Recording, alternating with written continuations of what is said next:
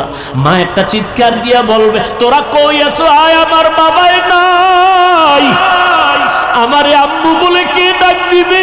আমি কার জবানে আম্মু ডাকটা শুনবো? আমার কলিজা ভেঙ্গে চৌচির হয়ে যাবে। ও আল্লাহর বান্দারা, আজকে তোমার পায়ে ধরে ধরে এত কেন বুঝাই রে বাবা? আমার কবরে আমি যাব, তোমার কবরে তুমি যাবা। আমার কবরের জবাব আমি দিব, তোমার কবরের জবাব তুমি দিবা। এরপরও কেন এত কষ্ট করে পায়ে ধরে ধরে বিনয়ের সাথে বুঝাই রে বাবা? একটাই মাত্র কারণ, কোন জ্ঞানী বাবা মা চায় না তার সন্তান বিপদে পড়ে যাক। কোন একটা বাচ্চা পানির পার্শ্বে বসে খেলবে, কোন জ্ঞানী ব্যক্তি তারে দেখিয়া রাখিয়া যাবে না, যদি ভইরা যায় সন্তানের উঠাইয়া গার্ডিয়ানের হাতে দিবে। ওলামায়ে কেরাম পায়ে ধরে ধরে দেখতেছে, তুমি আজকে দাড়ি কামাইয়া বেপর্দায় চলিয়া জাহান্নামের আগুনের পার্শ্বে বসে খেলতেছো। না জানি আল্লাহ বেজার হইয়া আজরাইলের যদি পাঠাইয়া দিয়া কয়, ওরে ধর, তোমার নাচ গান শুনতে অবস্থায় যদি আজরাইল আসিয়া রুহুটা খপ করিয়া টেনে ধরে বসে, ও বাবা জাহান্নাম ছাড়া উপায় নাই। মনে মনে ভাবছু কি ওলামায়ে কেরাম মিথ্যা কথা বলেন? ১৫০০ বছর হয়ে গেল, আজ পর্যন্ত কোরআনের একটা ভুল কেউ বের করতে পারে না রে বাবা। ওই কোরআন সত্য নাকি তোমরা বলবা মিথ্যা? একটু জবাব চাই, বলো কোরআন সত্য না মিথ্যা? ওই কোরআনে জবাব দাও। ওই কোরআনে জান্নাতের বয়ান আসেনি? ওই কোরআনে জাহান্নামের বয়ান আসেনি? কে জান্নাতে যাবে কে জাহান্নামে যাবে তাও আল্লাহ বয়ান করেছেন। ইন্নাল আবরার লাফি নাঈম ওয়া ইন্নাল ফুজ্জার লাফি জাহিম। নেক আমলওয়ালারা জান্নাতি, গুনাহ যারা করবে তারা জাহান্নামী। জান্নাতটা কেমন আরামের ঘর আল্লাহ তাও কোরআনে বয়ান করেছেন। জান্নাতিন তাজরি মিন তাহতিহাল আনহার মা তাশতাহি আনফুসুকুম। আবার জাহান্নামটা কেমন ভয়ঙ্কর আল্লাহ তাও কোরআনে বলেছেন। যুবকদের শুরুতেই বলেছিলাম আজকে দুইটা সবক দিয়া যাব। দুইটা সবকের একটা বলতেছি এখন। যুবকেরা, আজকে বাসায় গিয়া মোবাইল যেহেতু দেখবাই, আমি হুজুরের কথায়ও ফিরিবা না। মোবাইল তোমার এমন আপন হইছে, মা ছাড়তে পারবা, মোবাইল ছাড়বা না। তোমার অন্তর এত শক্ত, বাবারে ছাড়বা তবুও মোবাইল ছাড়বা না। তোমার বন্ধুকে তালাক দিতে পারবা তো মোবাইল ছাড়তে পারবা না। যেহেতু দেখবাই, আজকে বাসায় গিয়ে আমি হাফিজ ভাইয়ের একটু অনুরোধ রাখবা, মোবাইলটা ওপেন করে ডাউনলোড করবা, বাংলা কোরআন লিখে সার্চ দিবা। এরপরে বাংলা কোরআন চলে আসবে 114 সূরার। মাঝে মাঝে আজ একটু কাল একটু সময় সময় একটা সূরার ছোট সূরার তরজমা পড়বা বাংলায়। ওয়াইলুল লিকুল্লি হুমাযাতিল লুমাযা আল্লাযী জামাআ মালান ওয়া আদ্দাদা। আবার একদিন যখন সময় পাবা, ঘুমের সময়, ঘুমের আগে আগে, অন্য টাইমে না, কারণ অন্য টাইমে তো তুমি বিজি। ঘুমাইবা যখন, দুনিয়ার আকাম করা যখন শেষ, তখন তো ঘুমাইবা এই সময়। আবার একদিন সূরা একটা বের করে তরজমা পড়বা, আলহাকুমুত তাকাসুরু হাত্তা যুরতুমুল মাকাবির। আবার একদিন সময় পেলে আল কারিআতু মাল কারিআ, এগুলো জাহান্নামের বয়ান। আবার একদিন সময় পাইলে আরাআইতাল্লাযী ইউকাযযিবু বিদ্দীন।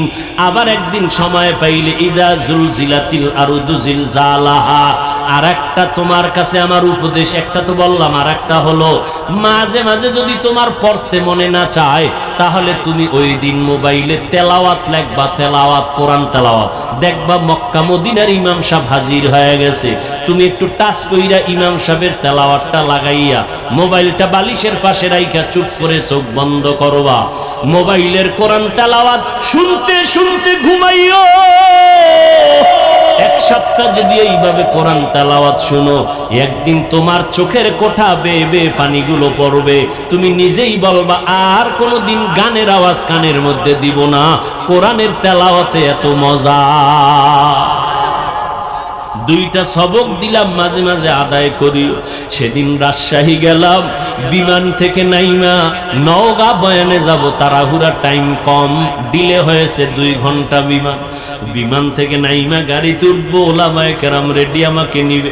একটা যুবক ছেলে দাঁড়াইয়া আঞ্জা করে দিছে, আমার বুকের সাথে বুক লাগাবে। কি ও যুবক, কে তুমি, নাম কি? এই নাম। কি করো? রাজশাহী বিশ্ববিদ্যালয়ে পড়ি। কি পড়ো? ইসলামী স্টাডিজ নিয়ে লেখাপড়া করি। কি চাও? কয় হুজুর দয়া করে আমাকে মাফ করে দেন, আমি তোমারে চিনি না রে বাবা। কিসের মাপ? বলে আমি আপনার বিরুদ্ধে বহু লেখালেখি করেছি, অজস্র ভাষায় গালাগালি ফেসবুকে করেছি, বুঝি নাই হুজুর, আমারে আপনি মাফ করে দেন। আমি বললাম ঢাকাতে মাদ্রাসায় যাইও, মাঝে মাঝে দেখা করো, নামাজ পড়িও। কয় না হুজুর, আপনি মুখ দিয়ে অন্তরে মাফ করে দিয়েছি। আমি বললাম ঠিক আছে যাও। কয় না, বলতে হবে। আমি বললাম ঠিক আছে, আল্লাহ মাফ করুক। বলে না, আল্লাহ মাফ করবে কিনা আমাকে বলেন। এইভাবে বলিয়া বলে একটু বুকটা মিলাইতে চাই। বললাম মিলাও। যুবকটারে বিদায় দিলাম। কার কথায় কখন হেদায়াত হবে জানা নাই। এ যুবক, কেন কার কথায় পড়িয়া তুমি একজন আলেমকে দূরে ভাবতেছো আর একজনকে কাছে ভাবতেছো? মরিয়া গেলে তোমার আপন বন্ধুটাও খবর নিবে না। তোমার বন্ধুটা মোবাইলের থেকে তোমার নাম্বারটা ডিলিট করে ফেলবে। কেমন বন্ধু? নাম্বারটা ডিলিট করে ফেলবে। কিন্তু একজন আলেমের যদি মোহাব্বত করিয়া যাও, ওই আলেমটা যতদিন মোনাজাত দিবে তোমারে দোয়া না করিয়া মোনাজাত দিবে না। পায়ে হাত রেখে বলি রে যুবক, আমার নবীর আর কাদাইস না রে যুবক, দাড়িটা কাটিয়া নবীর কষ্ট দিস না রে ভাই। নামাজের আজানটা শুনিয়া মসজিদের দিকে আগাইয়া যা, মা বাবার দোয়া নিয়ে চলিস। এই চেয়ারে মা বাবার দোয়া ছাড়া বসতে পারি নাই রে যুবক। মা বাবার দোয়া ছাড়া পরীক্ষায় ভালো নাম্বার পাও নাই। মা বাবার দোয়া ছাড়া আজকে তুই টাকার মালিক হতে পারো নাই, বাড়ি গাড়ির মালিক হতে পারো নাই। আমার নবীর বিরোধিতা করিও না, সুন্নতের আমলটা ধরো, 5 বেলার নামাজ পড়ো, আলেম ওলামার দোয়া নিয়ে চলো, অন্তরে তওবা করো পিছনের গুনার কথা স্মরণ করে। আল্লাহকে মনে মনে ডাক দে আর বলো, দয়ার মালিক, আমার মতো গুনাহগার এই প্যান্ডেলে মনে হয় কেউ নাই। গুনার কারণে আমার হাত না পাক, আমার চোখ না পাক, আমার জিহ্বা না পাক, আমার অন্তর না পাক। আল্লাহ আজ তওবার নিয়ত করেছি, আর নামাজ ছাড়বো না, দাড়ি কাটবো না, মা বাবারে কষ্ট দিব না, আলেমদের বিরুদ্ধে যাব না, নবীর সুন্নতের বাইরে চলবো না, মা বাবার দোয়া নিয়ে চলবো। ওই মা বাবারে কষ্ট দিস না রে যুবক। ওই মা বাবারে কত কাদান কাদাইছো, তোর কথায় পড়িয়া কত মা কত বাবায় জানি গোপনে কান্না করেছে। আজকে বাসায় গিয়া মায়ের পাইলে গিয়া বলবা, মা মাথায় হাত দিয়ে একটু দোয়া করে দাও, আর গুনার কাছেও যাব। আমার মতো কত যুবক লাশ হইয়া গেল, বাসের নিচে যুবকের লাশ, পানির নিচে যুবকের লাশ। কোন দিন মরণ হবে জানা নাই। আজকে একজনে খবর দিল, আমি তো ফেসবুক চালাই না, জীবনেও বুঝিও না। একজনে আমাকে একটা লেখা পাঠাইলো যে স্কুলে গরমের কারণে একটা ছাত্রী মরিয়া গেছে। জানছেন, অনেক ছাত্রী মরিয়া গেছে। আমি আজকে গাড়িতে আসতে আসতে স্টেজের সময় আমার সাথীদের বললাম, ফেরাউনের যুগে আগুনের বৃষ্টি হয়েছে, বৃষ্টির মধ্যে শুধু আগুন। লূত আলাইহিস সালামের যুগে তার কওমের উপরে পাথরের বৃষ্টি হয়েছে। এত গরম কেন? কি পরিমাণ গুনাহ যে করি আমার আল্লাহ ছাড়া কেউ জানে না।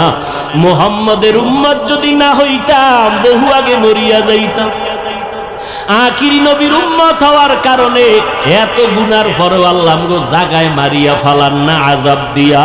অতএব তওবা করো, সবার কপালে তওবা নসিব হবে না। ওমরের মতো বান্দা তরবারি নিয়ে নবীর গর্দান কাটতে গিয়া মুসলমান হয়ে গেল, আর আবু জাহাল 13টা বছর নবীর বয়ান শুনিয়া কালেমা পড়ল না। এই ময়দানে সবাই তওবা করবে না। কেউ বলবে এত বয়ান শুনিয়া লাভ কি, আরো পরে তওবা করব। আর একদল যুবক তওবা করিয়া কান্না করিয়া বাসায় গিয়া বলবে, মা আমারে মাফ করিয়া দাও। আজকে ওয়াজের প্যান্ডেলে কত যুবকের চোখে পানি, আমার চোখে মোনাজাতে কেন পানি আসে নাই? মা তোমার বোধহয় মনে কষ্ট, আমারে তুমি মাফ করে দাও, আর আমি গুনাহ করব না, আল্লাহর বিরোধিতায় করব না, নবীর বিরুদ্ধে যাব না, আলেমদের বিরোধিতায় আর যাব না। জীবনে যত গুনাহ করিয়াই ফালাইছি আজকে তওবা করব মা বাবার দোয়া নিয়া। যাদের তওবা করার নিয়ত আছে, অন্তরে কোনো মুনাফিকি নাই, দুর্বলতা নাই, খাঁটি তওবা করার নিয়ত যাদের অন্তরে আছে, গলায় ছুরি লাগলে মরিয়া যাব, আর নবীর বিরোধিতা করব না, আলেমের পরামর্শ নিয়ে চলবো, নামাজ পড়বো, মা বাবার দোয়া নিয়ে চলবো। তওবা করার যদি খাঁটি নিয়ত অন্তরে হয়, আল্লাহর ওয়াস্তে, আল্লাহর মোহাব্বতে দুটো হাত উঁচু করে দেখাইয়া দাও।